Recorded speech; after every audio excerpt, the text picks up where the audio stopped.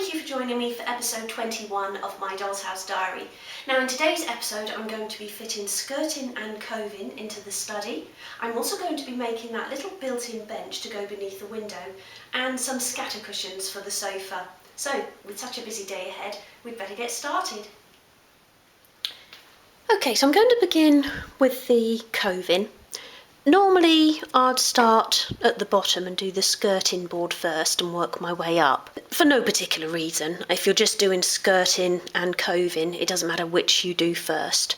It just feels more natural to start at the bottom, I think, doesn't it? But the reason I'm doing the coving first is because before I do the skirting, I want to do that little I'm trying to point round the corner there, but I want to do that little bench that I'm going to build in under the window, which is round there, and obviously that will affect the size of the skirting along the back wall there. So I'll be doing coving, bench, and then skirting. Now, coving can be very difficult to put up simply because of the mitre angles, and I think it's just because you're cutting into an angled piece of wood that it makes it a little bit more difficult. But I think I've come up with a little tip of making it a little bit easier. Now I'm going to begin with this lovely long wall here. So all I've got to do is cut a mitre join into that corner, and I'm going to begin by doing that. So let's move back into the workshop for a moment. So I've got here my mitre block and saw, and I've just propped the mitre block up on an eraser because it's one that would sit along the edge of a desk and I can't get the camera in at that angle, so I've just propped it on there so I can use it in the middle of my desk. A nice sharp pencil, and then I've got 4 pieces of the coving, and these are 18 inches long. Now I'll probably only need 3, but it's always a good idea to order an extra piece just in case you make any mistakes.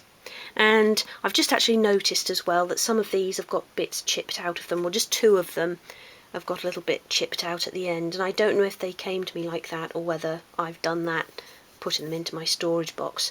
Probably the latter. So I'll try not to use the ends of those 2, but if I do need to, I'll just show you how to make a little repair along there using a thin strip of wood. Now, when I first decorated my doll's house, I got myself into an awful pickle with the coving because I just couldn't work out which way around to do the mitre joins, and I was back and forth in my workshop cutting them, and then when I got back to the doll's house it always seemed that I'd done it the wrong way around no matter which way I'd done it. So after a day of frustration, and with a little bit of help from my husband Matt, who's a brilliant problem solver, we worked out how to do it, and he made me this little template as a reminder of how to cut it. And it's just 2 short pieces with a little corner join there. And that's a really good idea, just to make yourself a little template, just using a couple of really short pieces of your strip. They don't even need to be this long, but just so you can get that corner right, or so you can get your head around how the corner fits together. Now my tip is always to imagine that the mitre block, the edge of the mitre block is your wall, and that the opening up here is your ceiling, and always position your coving into the block in that way, and that helps you then to work out which way around you need to do the cut. So like I said earlier, I'm starting with that long wall, so I need to begin by making the mitre angle for the corner. With this particular style of coving I need to be extra careful. Let me just see if I can zoom in on that. This particular design has got these 2 little lips at the bottom and 1 at the top.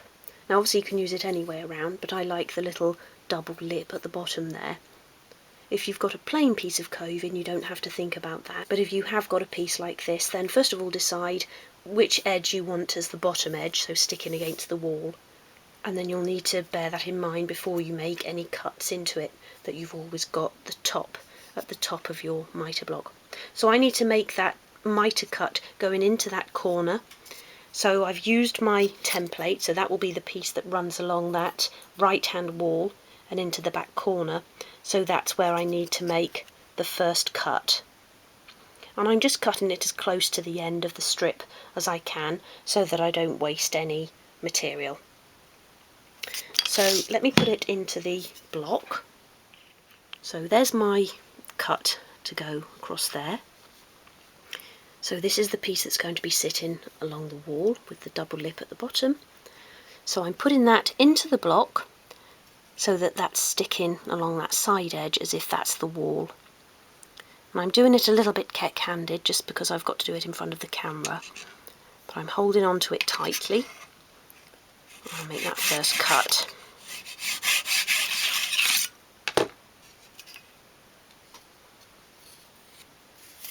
Like that. Now by using the mitre block, or using the side of it as your wall, it makes sure you're always going to get a nice clean cut and get the cut in the exact place. So that's important to do. So I'm now going to go back out to the doll's house and work out where I need to trim this strip off. Okay, so I'm just positioning that where it will go, and there's a little sort of ridge of paper in that corner there, so I'm just pushing the coving into it just to make sure it's as far back as it needs to go. And then I'm just going to do a little line along the top there, straight line along the edge of the ceiling, and that's where I need to make the first straight cut. So nice and easy this time. I just put it into the block and I'm just cutting straight across. Again, positioning it so that that straight edge is along the edge of the mitre block, and make that cut. It tipped back a little bit there, so I just straightened it up again. So just make sure if you feel it tip that you press it straight again along the edge. And then I've got a little bit there left over, but that might come in handy when we do around the top of the chimney breast. So that's the first piece. Now for the next wall, I need to cut a mitre angle at each end. So I'm going to cut one, and then I'll measure it, and then I'll cut the second one. So for my second cut, I'm just going to use the template again. So for the next cut, I'll be copying this template here. So if I just bring a piece in, make sure I've got my double lip at the bottom, so then I want to make the cut across that way like that.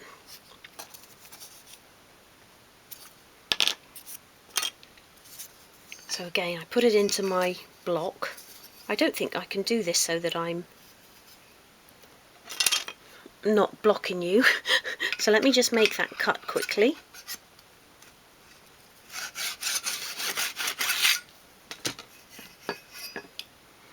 Like that. And then my first piece will then join nicely with the piece that is to go along the back wall. And then I need to do another mitre cut at this other end, but I'll just go and measure the opening first. So I've just measured across the opening, and the actual width of the room is 302 millimeters.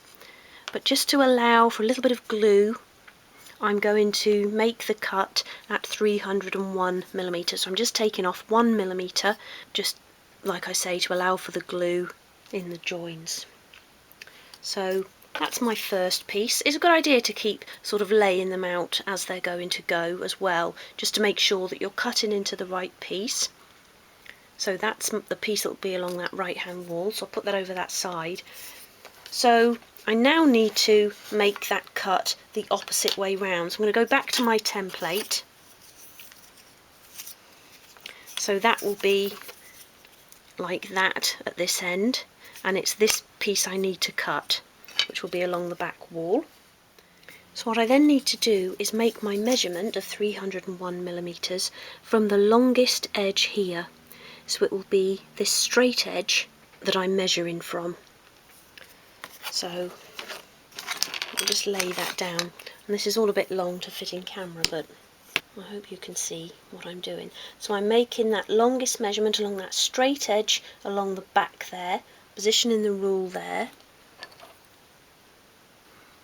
And then I can come along here and do the little pencil mark.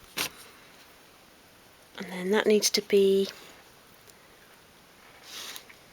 the longest edge, so that will come in the opposite way. So I need to cut across there like that. So I've made the measurement from the longest edge of the coving here, the long straight edge, which will be the piece against the wall, So I've measured along, made my little pencil mark, and then I've carried that on to the front, or the top of the piece of wood, so the bit that goes along the ceiling, which I'll be cutting into. And the angle needs to be the opposite to the other end, so I'm just drawing that line going along like that, and then I can make my cut. So again, I'm positioning it so the piece that goes along the wall is flat along the edge of the mitre block, and then I can make the cut. And I want to make sure that the end of the blade is at the pencil mark. So of course the angle that I've just drawn with my pencil is way off, so I'm getting my blade, turn it round there like that, so that the end of the blade is just above that little pencil line that I've just made. Like that. Okay, so let's go and try these two pieces in. So even with that millimetre off the length, that back one is quite tight. You can see it's even holding itself in there. So it was the right thing to do, just to take a little bit of the length off there. And then that one will fit in there like that. And I'm just actually trying to show you the join there. So let me zoom in on that. So I'm having to push that up because I think I've probably got a bit of a bubble of wallpaper up there again, which I can just cut with my knife. But just to show you there, that nice join. So this is that back wall. So the next piece is the first piece that runs in that little alcove up to the chimney breast. So that's the first cut, and then I've just been and measured, and that's 114 millimetres. So I'm going to take 1 millimetre off and do it 113. So again, I'm measuring from that straight edge, putting the rule there just at the edge of the straight edge, making the little pencil mark like that, and then bringing that down onto that front piece. And I'm going to use my template again just to work out which way round that will need to be. So I'll have another piece coming off at this angle, which will go along the side of the chimney breast. So it needs to be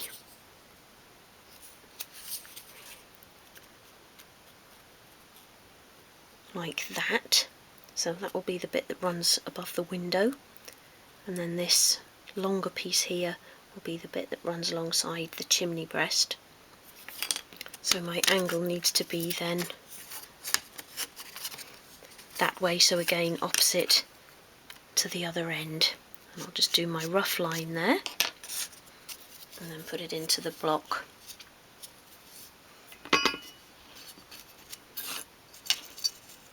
And I've left the first piece for that right hand wall actually in the doll's house, so I don't end up picking it up and cutting into it by mistake. So I've got again the back, the piece that will go joined to the wall flush against the back of the mitre block, and I want the end of my saw so it's just touching that little pencil line. If your coving moves, make sure you put it back again. So as you can see there, that's another lovely tight fit. And now I need to cut this smaller piece that will run along that right hand edge of the chimney breast. So I only need a short bit for the next bit, so I'm going to use this little offcut with one of those little bits missing at the end there. And I just want to get in there with my smaller rule to measure the side of the chimney breast there, and I make that 32 millimetres. Yeah, 32 millimetres, so again I'll take that millimetre off of that measurement. So with this piece, the angle runs in the same direction at each end of the coving, because that piece then sits alongside there, and this join will be the one along the front edge of the chimney breast. And I've got another piece here that I'd already cut, so I've got the correct angle at one end, like that, and we'll have that lovely corner join there.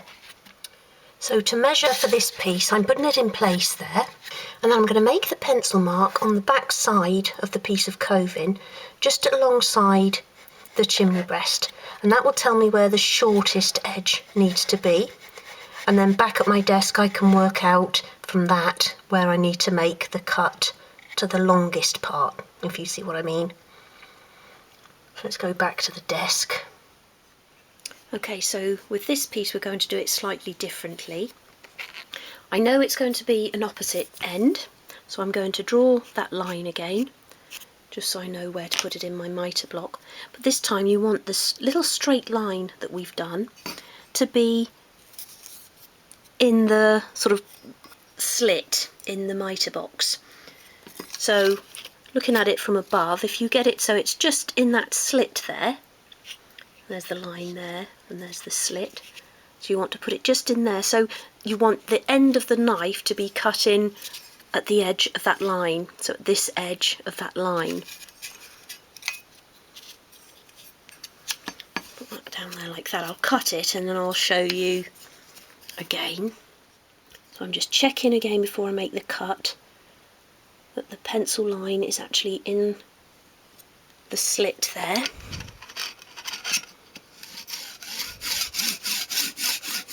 And then when you've made the cut, you'll see that you're just at the edge of that pencil line. If you were to continue that pencil line over to the front edge, you'd be cutting in too far, so this piece would be too short. So always just use that line to position it in the block. And that's just when you're cutting coving for a piece of wall that comes out or sticks out into the room like the chimney breast. You'll need to do it that way round.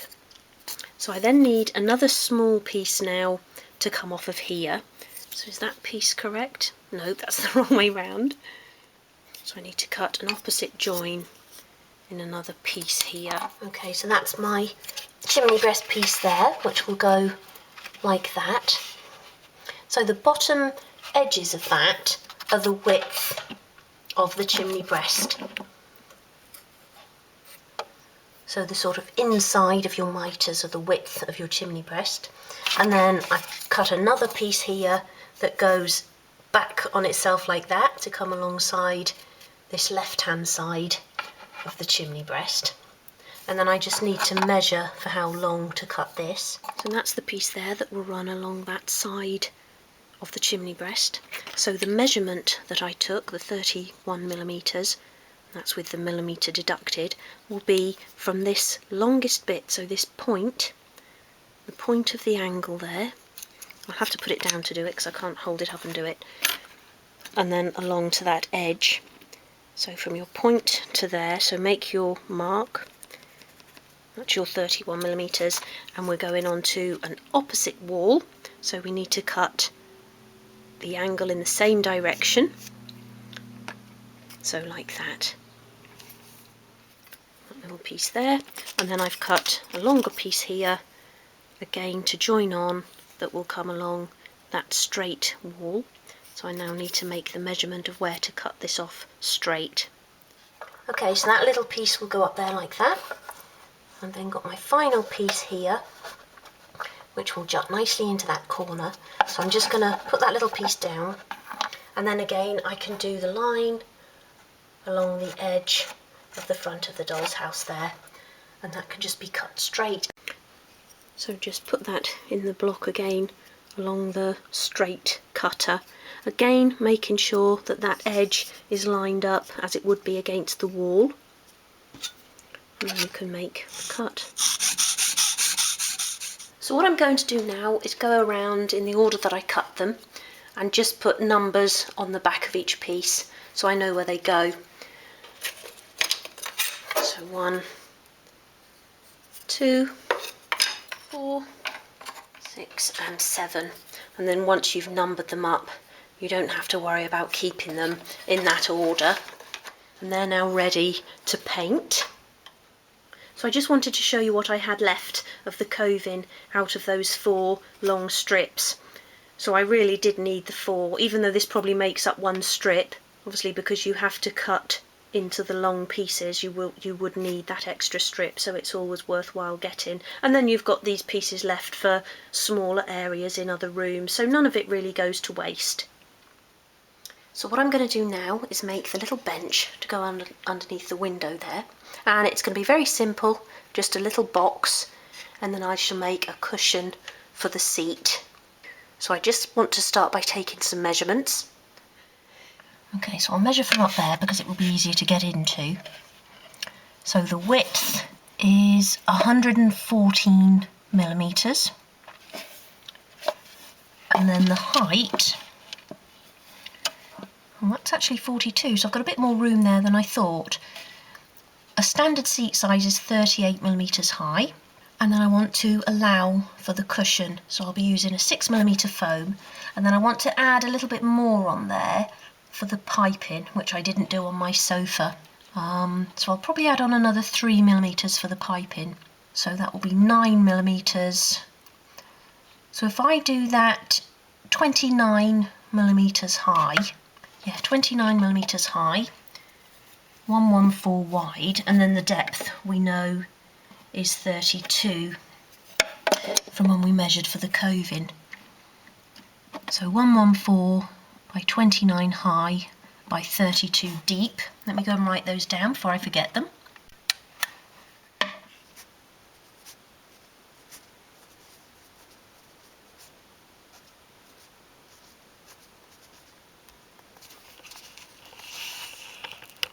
So I've actually taken a millimetre there off of the width and depth measurements, and that way I'll be able to slide the bench easily into place. Now for the bench, I'm doing a very simple design. It's just going to be a simple box, and I'm going to put a couple of chamfered edge panels on the front there, and then make a cushion to stick on the top.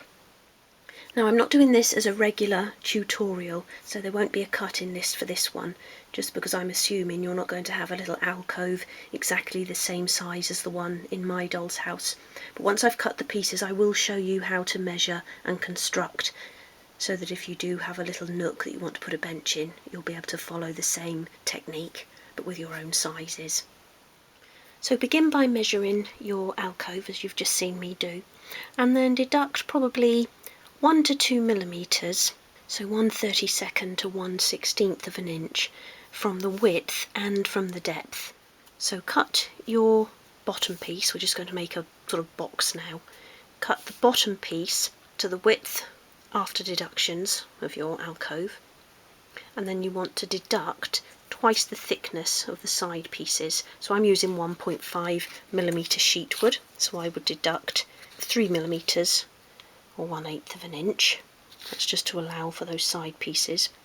And then the back piece will be sitting on the inside edge, so you don't need to worry about that, but you then need to deduct the thickness of your front piece.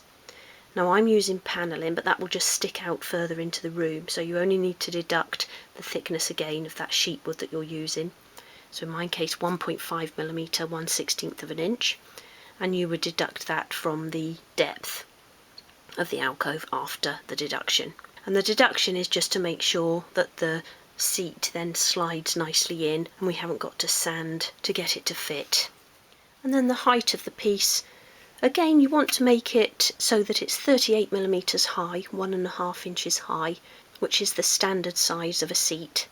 And then, as I spoke about earlier, I've made the deduction for my upholstered cushion that will go on top. So again, if you're going to use a cushion, then deduct that thickness, but you might just want to make the box and then just use a piece of wood for the seat and then just have scatter cushions on top. So in that case you just deduct that thickness of whatever wood you're going to use to make that seat. Now when you've cut the bottom and the sides, you can actually do, as I've just done, gone and sort of put those into the alcove like that, so without gluing them, just stood them up, just to make sure I've got a nice fit. And then if it's a little bit tight, you just need to deduct a little bit off of the bottom piece. And that's why it's a good idea to start by just cutting these 3 pieces, because then you can work the other pieces to the size that you need them to be. And we'll talk about that as we go along.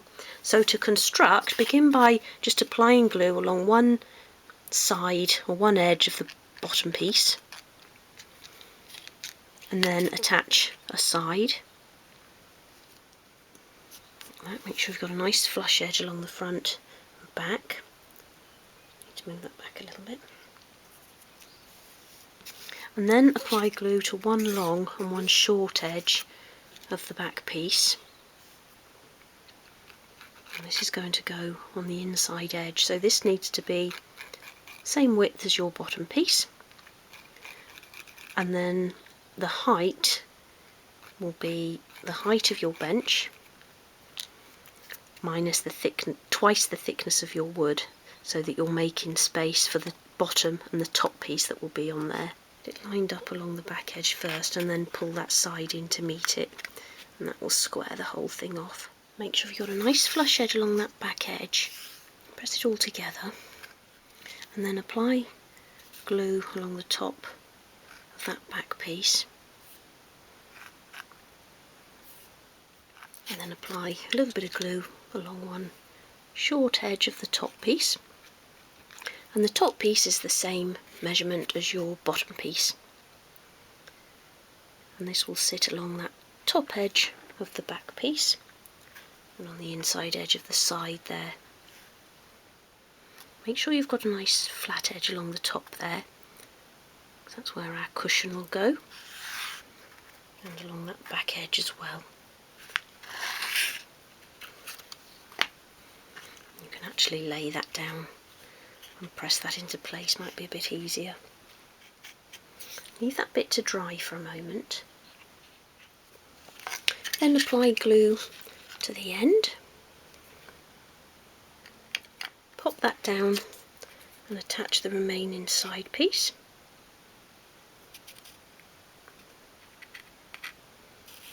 Pull those top and bottom pieces in so that you've got a flush edge along each side of the side piece, and then we can attach the front piece. I feel I might have made the measurements a little bit complicated, but basically you're just building a box so that the front piece is at the front, and by that I mean that you haven't got the top and bottom piece showing at the top and bottom of it.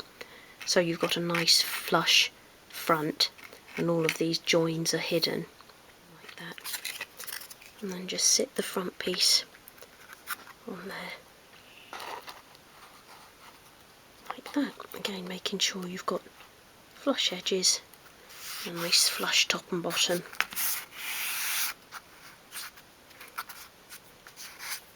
And I'm attaching the front before I put the panels on, and I was just going to do 2 panels, but this looks longer now I've actually cut it than it did in my mind's eye, so I've done 3 instead. But the reason I'm attaching the front before putting those on is because I want to then be able to sand the bench to make it a nice flush square piece. And if the panelling is on there, I won't be able to do that. So I'm just going to put a bit of masking tape right over that front edge like that. Pull it nice and tightly. And I'm just going to pop that piece over there to dry. And now I want to shape the panels. So with the sandpaper flat on my work surface, I'm just going to bevel each edge of each piece. So just holding it at a 45-degree angle and sweeping it towards me. I only want to do a gentle bevel like that. And that's on each edge of the piece. And I normally count the number of sweeps, and then you know you're getting a nice even bevel.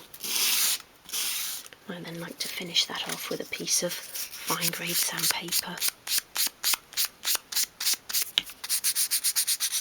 So my bench piece is now completely dry, and I've sanded it on all sides to make a nice flush box. And I now want to attach the panels. So I'm going to begin by doing a pencil mark in the centre at the top and bottom of the bench front.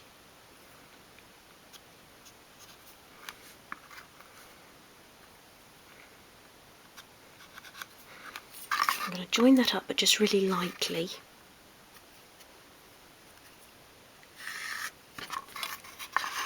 And then I'm going to do the same in the centre of one of the panels. And just at the top and bottom. Oops.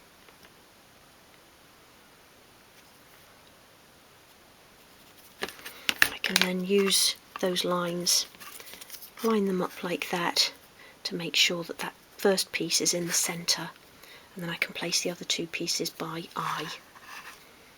So I'll apply glue to the back of the first panel, and this is one of those projects where you can customise it. So you could do panelling, you could just use mouldings at the top and bottom.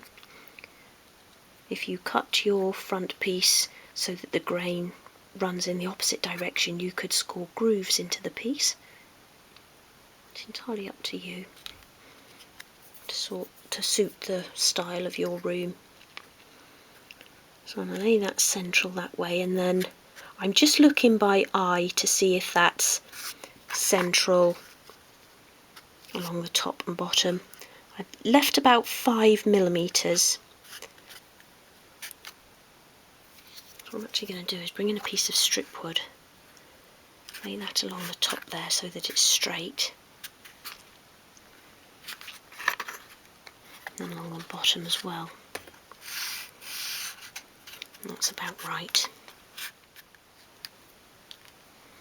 I can use that there again as a spacer, so I've left 5mm between as well. And again, I'm just judging by eye that it's level with the first one, but then I can take that out and go like that and push them both against it.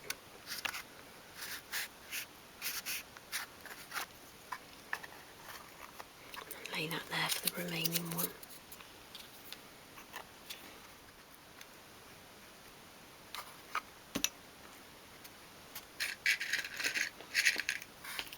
Remove the excess glue, and then I just want to put a little bit of masking tape over each one, just to hold those down like that. I'm doing it like that, and then I'm going to put another piece on just so that both sides are being secured.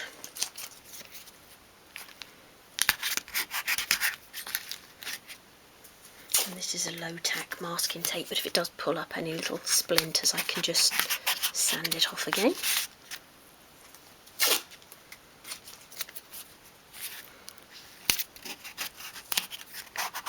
Press the tape down in between.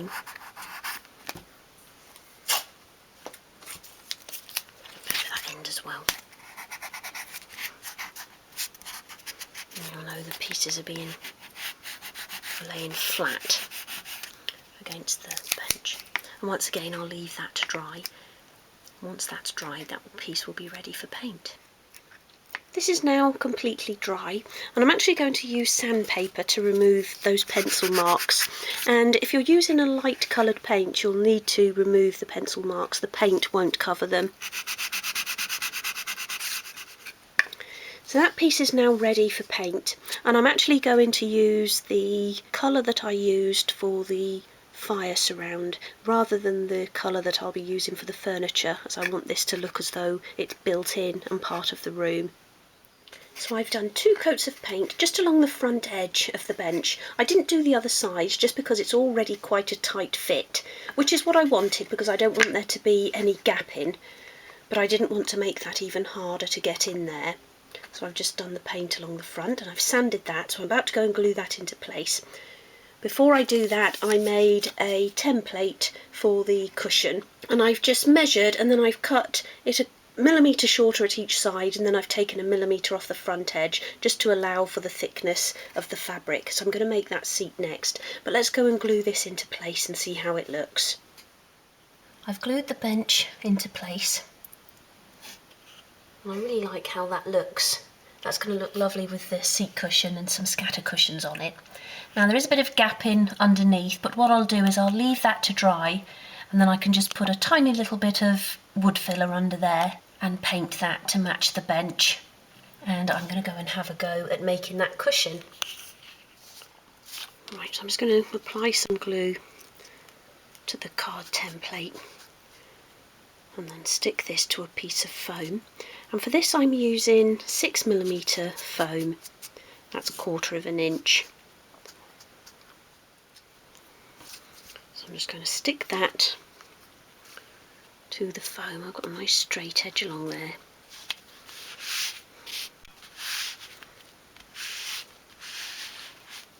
And then I'm going to weigh that down.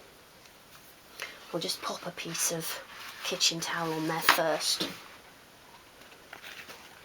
I don't want to get the glue on any of my books. What have I got here? Weigh it down like that, and then that can be left to dry. So whilst that's drying, I've brought the sofa in, and I'm just having a look at the fabrics now, and I want to decide what cushions I want to make for the sofa. So I showed you these fabrics in the last video, I think. Now this one I'm going to discard because I don't think it goes with these sort of darker ones. So I'm going to put that one to one side, but I'm sure that will get used in another room. I really love that pale blue on there, and I'm going to be using blue in one of the bedrooms, so I might be able to use that there. But it won't go to waste anyway. Just pop that to one side. Now these I really love. This really narrow striped one here doesn't really go with the sofa. Now it's a dark blue and a lighter blue stripe, and the lighter blue is very similar to the blue of the sofa, but it just doesn't look right with it. But because I really like this one, I think I'm going to use this for the cushion for the little bench seat. I really want to use that in the room. I think it's got that lovely sort of nautical feel to it. So I'm going to use that for that bench seat. And then I'm going to use these for the cushions. Now, I really love the stripes. I'm not sure about the little circles, but I'll make a cushion anyway and see how it looks.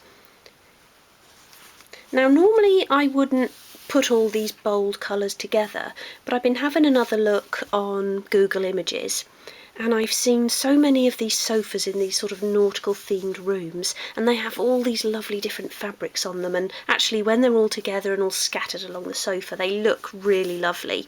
So even though you might think that the fabrics really don't go together, be a little bit adventurous and try fabrics that you wouldn't normally put together, and I think you'll be surprised by the results. So I just wanted to show you a little crochet blanket I'm working on at the moment as well, and this will go over the back of the sofa, and I'm doing it in a sort of patchwork style. So as you can see, I've got 12 sort of 5 round squares, and they'll all be outlined in white like this. And then I'm using a mixture of plain squares. I'll have 6 of those and 6 2-coloured squares, and that just gives it this real sort of patchwork effect, which I think will look really nice with those cushions. It's difficult to sort of see what I mean at the moment. I've still got a lot of outlining to do, and I've got to make another couple of block squares and 4 more dual colour squares, but I'll show you my progress with that as I go along. So I've just completed my first cushion, and I really like how the piping looks, and the blue of the piping really matches the little motif there in the fabric. Now how I make my cushions is in 3 parts. So I cut a part for the front and then 2 for the back, and that way you get that seam along the back rather than along a bottom edge, which can make it sort of curl up a bit. So there's my front piece, and I'm making the cushions 38mm square, or 1.5 inches. So I cut a piece with a 5mm 13/64 of an inch border, and then I actually draw the size of the cushion on it, and that's for me to stitch round.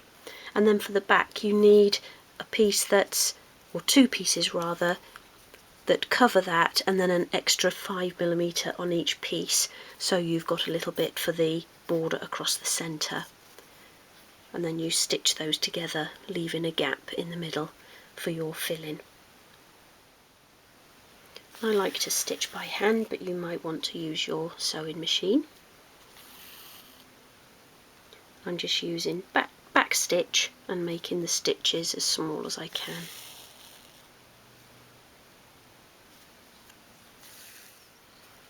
So that's the back bit. You need to do about 4 or 5 stitches each side, and then you've got a gap there for your filling. So then open that out and fold the seam down flat, and then put it face to face with your front piece. And I've cut this all in one strip, so my lines are lining up. And you can just use a couple of pins to hold that together.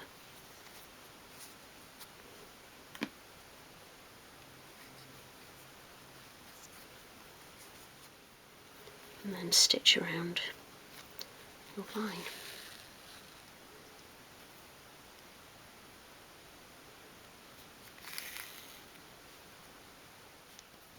Once you've stitched all the way around, just trim off the fabric at the sides. Careful not to go too close to your stitches.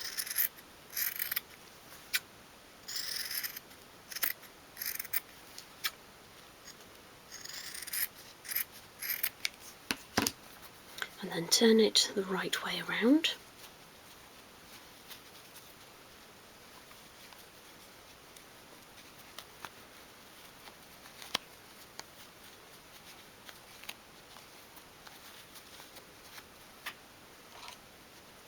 Use the end of a paintbrush to push it all through, especially into the corners.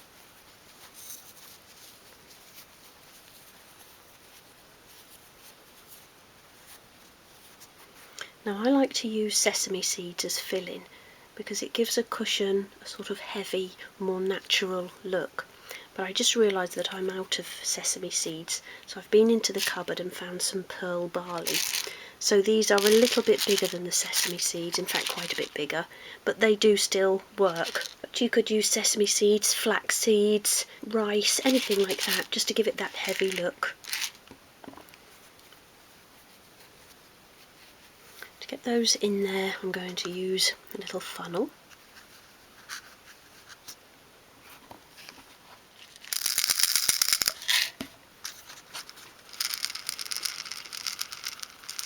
Without overfilling it, just keep going until you've got a nice sized cushion, and then you can actually glue that seam down at the back.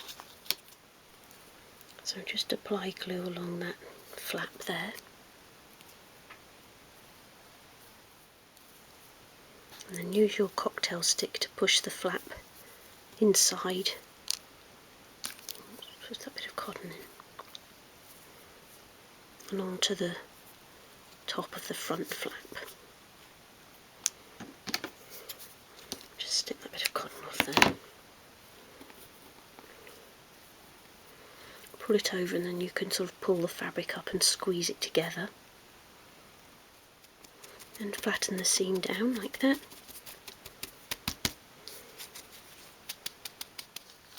And then the piping is obviously optional, but if you do want to add piping, I'm using this lovely blue bunker.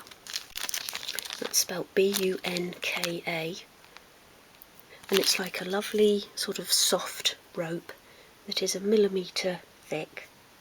So take your cushion, and you want to begin at what will be the bottom edge, and just apply glue halfway along, just over the corner.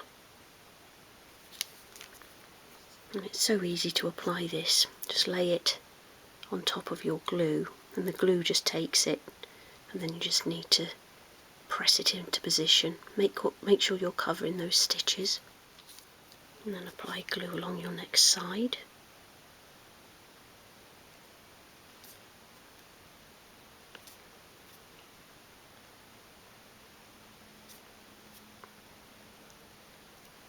A little bit around the corner again, and just work your way around.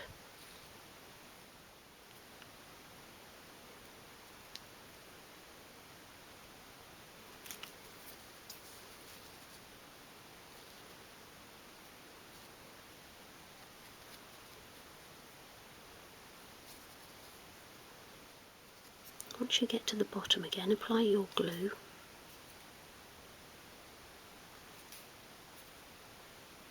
Dot a little bit on the end of the first piece of bunker,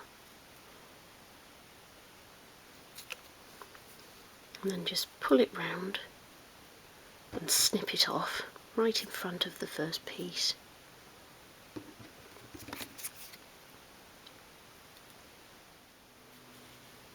And then bring it round like that and actually sort of attach the ends.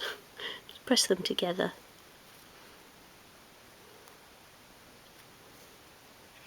To make a nice invisible join. You can go round and sort of squeeze the corners into more of a square. I think that really finishes it off nicely.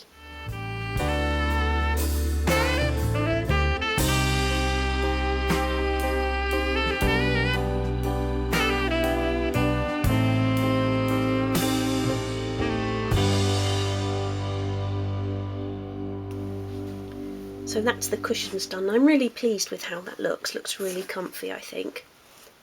And I like how all of these fabrics really go together. I've made 3 extra cushions to go on the little bench seat. Thought maybe I'll have a couple in one corner and one at the other end. Then I can have a book open in the middle. So I'll just put those to one side for now. And my card has dried onto my foam. So I'm going to cut now around the card. And I don't know why I put it in the middle like that. I should have put it further to one side and then I wouldn't have wasted so much foam. I might be able to use these in another project, these little pieces. So I've applied a strip of double-sided tape to the card and I've cut my fabric, leaving a border of about 20mm, so about 3/4 of an inch. So I'm going to remove the tape, and I've cut it as well so my stripes will run from front to back of the seat. Rid of that, and then I'm just going to pull up the sides first. Don't pull too tightly because you don't want to distort the foam.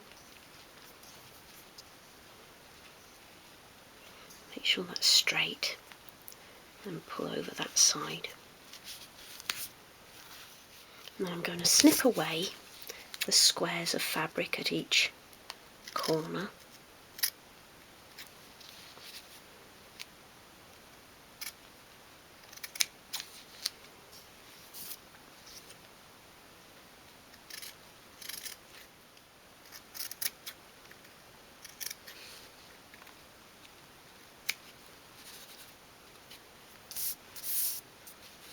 And then I want to just snip along each side like that to create a little flap like that, which I'll then bring in and stick down at the side of the foam there.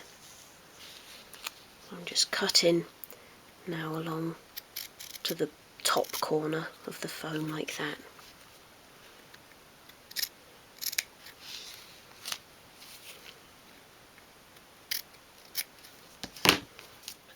Apply glue to the edge of the foam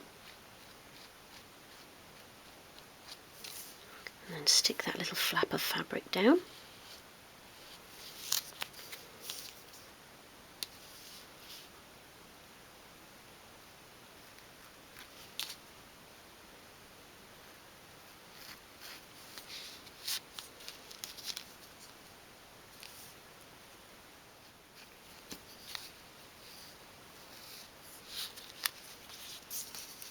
I'm just going to apply a bit of glue to each bit of fabric at each end.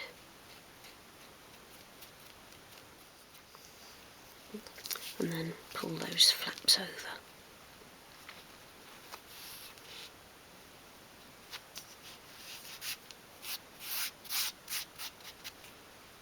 Like that. Make sure you've got a nice neat edge.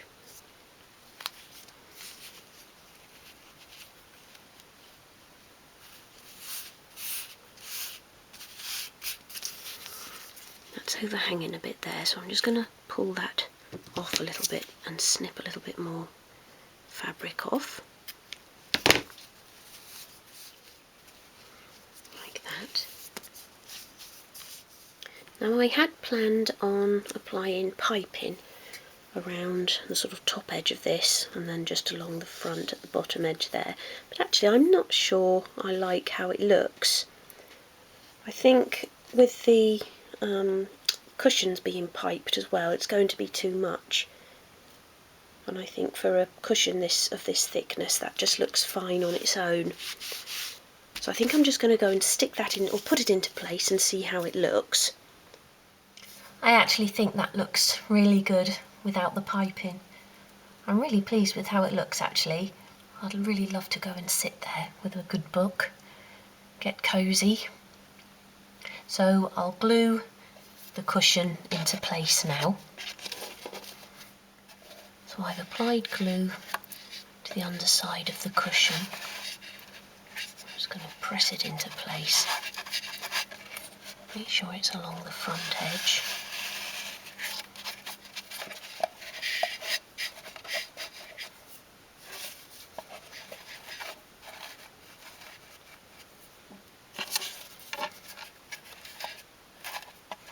Tuck that one round that corner. And I'm just sort of sitting these here for now, but I probably will glue those into place eventually. I made a 12th scale copy of one of my favourite books, Wuthering Heights by Emily Bronte, and it's copied right down to the torn cover. It's a really old book, so I'm going to put that in here. Just pop that on there.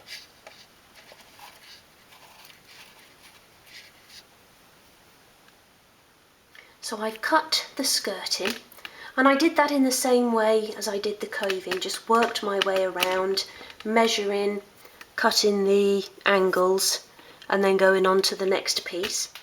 Because I haven't got a door in this room yet, I've cut a couple of pieces of strip wood to 7mm thick. I think that's just over 1/4 of an inch, just to use as a guide so I could cut the skirting on either side. And I've just used 1.5mm sheet wood for the skirting. That's 1/16 of an inch. And at the moment it's just straight, but I'm going to take it back into the other room and bevel it. Now, the reason I didn't film doing this is because it's 4:30 now, and I want to get this skirting and the coving painted before sort of downing tools today. So I just wanted to rush around and get it done. And let me just zoom in onto the fireplace. So I just wanted to show you here what I've done differently with these little bits that go around the hearth, and I've done this on both sides. So I cut my mitre angle and then cut the piece to length, so across from the edge of the chimney breast to the side of the fire surround. So for the little cutout, you just put the solid piece just above the hearth and make a little pencil mark where you need to cut across, and then put it beside it and make the little pencil mark go in across the other way, and then cut that little piece out. And you can see this now covers that space underneath, or the gap in underneath, just to make it look like a solid piece. And then the next piece joins up with it like that. So I'm going to bevel each of these pieces now, and then I'll get a coat of paint on this and the coving. I probably won't get it fitted today now, so I'll fit that tomorrow, and I think that's really going to make a difference to how the room looks. So before I removed those, I went around again and wrote the numbers on the back of each piece in the order that I'd cut them. And it's pretty obvious really which piece is which, but I just feel safer by writing the numbers on. And what I'm going to do now with these smaller pieces, I'm just going to bevel off the top edge, just on the sandpaper on my desk. And I don't want to make a really sharp bevel. I just really want to take away that top sharp edge of the piece of skirting. Just like that. And then with these longer pieces, I'm just going to angle them on my desk and go along with a piece of 240 grade sandpaper. And the height of each of these pieces is 10mm, and that's 25/64 of an inch. So these are all now beveled off, and I've sanded the surface of each piece as well, so these are now ready to paint along with the coving pieces. My skirting and coving pieces are now dry, and I did 2 coats of paint on each of those pieces, and then I've just gently sanded them off this morning, and I'm now going to go and fit them. So I'm going to start by attaching the skirting, and I've just laid the pieces around the room in order there. And I'm actually going to start by attaching that piece along the back, then I can fit this piece and I can remove these side pieces. I'll remove those completely, I won't need them now. I've cut the pieces. So I've just got some glue here on a piece of card at the side and some kitchen towel handy.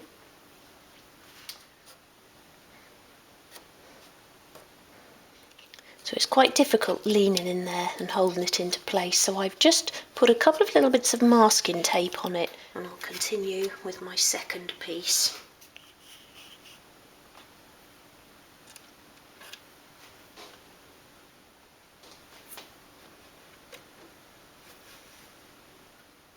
Just pop that tiny little bit into the corner down there. Just sort of feeling that that's pushed right into the edge of the fire surround there.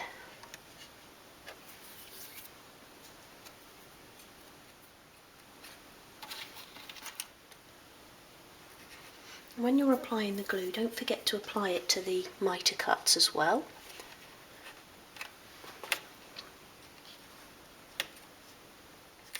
Final piece. So that's the skirting attached, and there's just a couple of little areas I'll touch up with paint, like along this sort of external mitre join here, where you can see the natural wood along the edge of the mitre cuts. So I'll pop a little bit of paint on there, and a couple of other areas I've noticed as I've gone around. And also the paint on the wall, and I noticed a little mark on the ceiling as well. So I'll touch that up as well once I've fitted the coving. So I haven't filmed the actual fitting of the coving just because I was constantly in the way of the camera, but it's all in now. But to be honest, it hasn't gone as well as I wanted it to. And I remembered halfway around that I used this coving before when I first fitted it to the doll's house. And I remember now having to fill gaps along the top, and I'm going to have to do that again. And I don't know if it's something to do with the actual angle of the piece of coving, whether it isn't an exact, what would it be, 45-degree angle, or 45-degree or 90-degree. Anyway, I don't think it's exact, because if you push it against the wall you get the gap in underneath, and if you push it against the ceiling then you get the gap in along the wall there, and that's what's happened along that back edge. I don't know if it's that noticeable on camera, but actually looking in there, there is quite a big gap along the top. Now I've actually run out of my fine filler, so I'm going to have to pop out and get some more filler, but I'm going to wait until the coving is dry anyway before I do that. And then I need to touch up the paint on the walls, the skirting coving, and a little bit on the ceiling. I notice I've got a bit of wall paint in the corner up there, so a lot of little sort of areas to touch in just to make that look really nice. But even though the coving does need a little bit of work still, I'm really pleased with how it looks. It really finishes the room off, and I always really love how it looks around the top of the chimney breast there, and that's fitted together really nicely up there, so that adds a really nice detail. So I'm going to leave it there for now. And I think that's beginning to look like a lovely cosy study. And the next piece of furniture I'll be doing in here is that lovely big bookcase along that back wall. And I actually did a little bit of measuring yesterday and came up with the design. And I'm going to do it running from sort of just in front of the seat there, probably leave about 1.5 inches, and then all the way over into that wall. So that's actually going to be 8 inches wide. I'm going to do it 6.5 inches tall, so that's going to be a really lovely big bookcase on there, and of course I'll be doing a tutorial for that, so look out for that. But for today, that's it in here. I really hope you've enjoyed this episode. In the next video I'm going to be filling those gaps in the coving and touching up the paint in the study. I'm going to make a start on painting the entrance hall and the landings. I'm going to be moving back down into the kitchen and making a start on the accessories, so I'm really looking forward to that, and I hope you are too. I'll see you then. Bye.